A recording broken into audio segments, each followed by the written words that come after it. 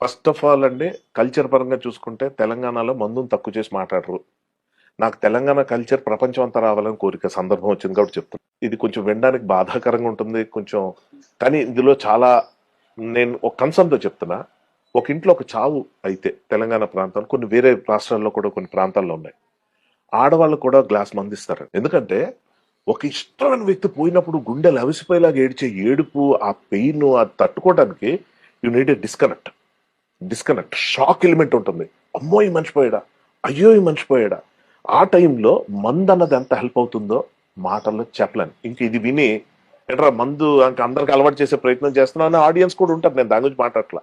నేను మా మదర్తో కూడా అన్నాను తెలుసు, అమ్మ ఎప్పుడైనా నీకు ఏదైనా డిస్టర్బెన్స్ అనిపిస్తే, మా ఫాదర్ చనిపోయిన కొత్తలు, లేకపోతే ఆవిడకి ఏదైనా కొంచెం బాధ అనిపిస్తే, ఏం పర్లేదమ్మా ఇది మెడిసిన్ లా తీసుకో, మందు అని ఎందుకు అన్నారు, బహుశా ఆ మందు చేసే పని ఇది చేస్తుంది. కానీ ఎడిక్షన్ అయిపోతే ఏదైనా తప్పే. ఇప్పుడు